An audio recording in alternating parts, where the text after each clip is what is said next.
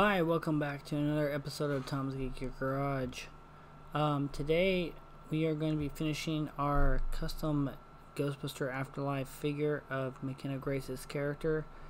In our last video we basically 3D modeled the character, and in today's video we're going to be adding all the articulating points to make the arms move.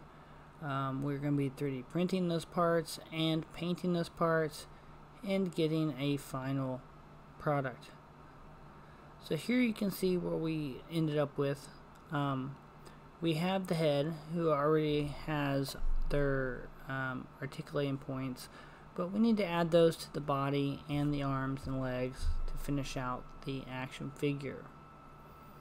So what I'm doing here is I'm basically just going to use geometry, and I'm going to create the female and male ends to make all the arms and legs articulate.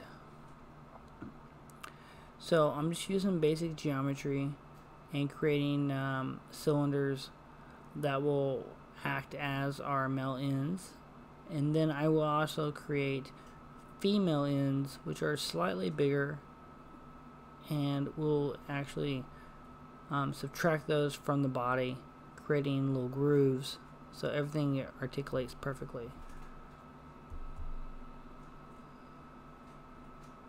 I've sped this up because it took us some time, but you didn't want to sit through like 40 minutes of me doing this, so I kind of sped it up. So here we've already finished doing it, so you can see the body. Here in the back I've left a hole for a magnet for the proton pack. I didn't have room to add the actual plug from the original Kenner figures to make the pack plug in, so I decided to use magnets just to you know, make it work.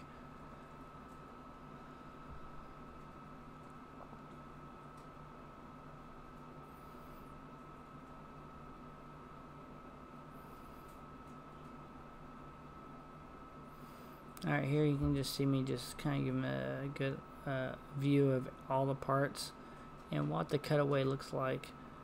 We have all 4 arms, or all 2 arms and 2 legs. Here's the pack too. The pack needed a magnet too, so I built a custom proton pack with a hole for the magnet and a hole for the stream, which I haven't built the stream yet, but I left a hole there so I can make a detachable stream later on down the line. So here's the exploded view of the character once it's all built. So now we're going to take it to the 3D printer. I'm using a Spark Maker printer, and this is what the printer software looks like. It basically takes all the pieces and builds a support structure so it can print, and you're able to see all the individual layers here of how it's going to print layer by layer. So now we're going to take it to our printer. This is a Spark Maker HD we'll be printing on. The parts come off the printer like this. I'm using a clear dental resin, which is the best I found for printing quality. It comes off the printer like this, and it works pretty good. We just need to take it and primer it and all that stuff. So we've got the parts off the printer, we've cleaned them up, we've taken off the support structures, and now we can start kind of assembling the parts. So the first thing I need to do is kind of test fit everything, make sure everything fits together. Oftentimes it doesn't come out of the printer perfectly, and that's my bad for not being the best designer. So sometimes I gotta use files and things like that to make sure everything fits. But in this case, most things fit perfectly. Everything spins and moves fluidly. So now it's time to paint after I've tested everything. I just glue everything to the wires here so I can airbrush them easily. For the painting process, everything stays on wires. I paint them. I'll basically do my base coats with the airbrush, And then any secondary colors I will brush paint on. And then once they're brush painted, I will clear coat everything and then assemble. So now we've basically did our base coat over everything. I did blue on this one because she wears majority of blue, so blue is my base coat for this particular figure. As you can see from here, if you water down the colors enough, the paint doesn't build up. It gives a really smooth finish and you don't lose any detail. So at this point, I basically went in and I brush painted in all the secondary colors, which is the red for the shoes, the flesh color for the hands, and the dark blue for the coveralls.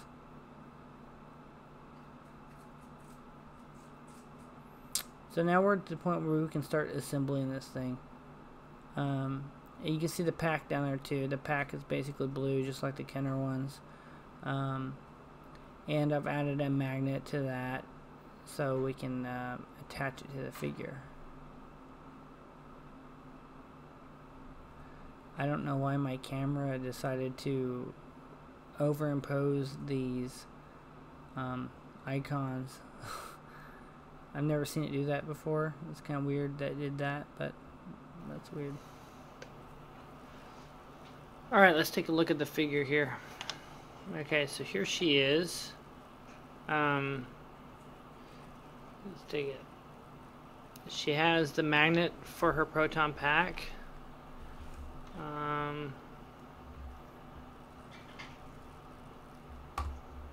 We can sit her in the gunner seat, which is nice. Let's check out her proton pack. Here's her pack that I made. I went with magnets for the pack because her chest didn't really allow much room for us to have a pin go in, because it would actually, you know, there's just her neck and arm pins take up this area, so there's no room here for that. So it was magnets, but this works really good. You can see it snaps on really tight, and it's really secure. So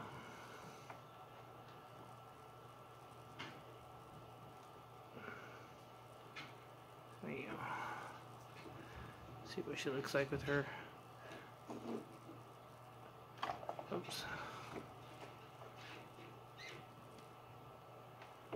Bam.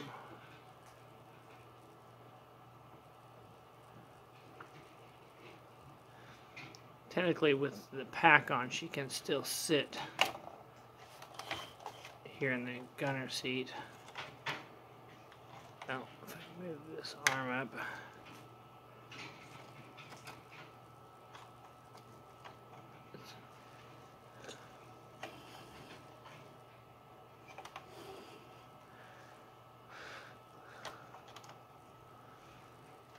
Now, the one thing I want to do is, since I basically built her with this magnet in her back for the pack, one thing I really want to do is maybe put another magnet in the chair so I don't have to do the seat belt. And in theory, if I put a magnet inside the chair, I can just snap her in. And then when she uses the gunner seat, she doesn't fling out. Because right now, if I try to get her to, if I was trying to do this, she would just shoot out. I'm not gonna do it right now, but she would just fling out. So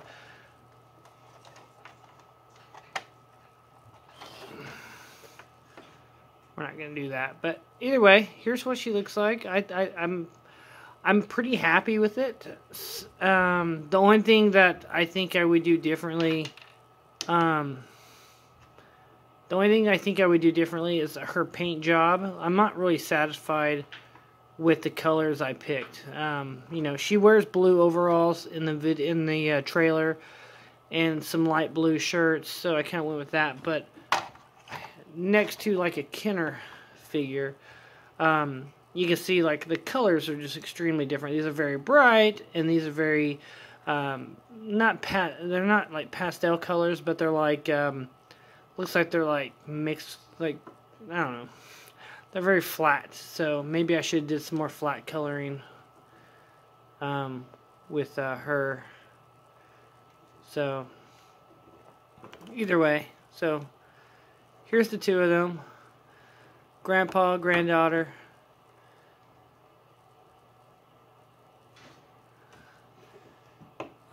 Soon we'll get some stickers for the Ecto, and her and the car will be ready to go.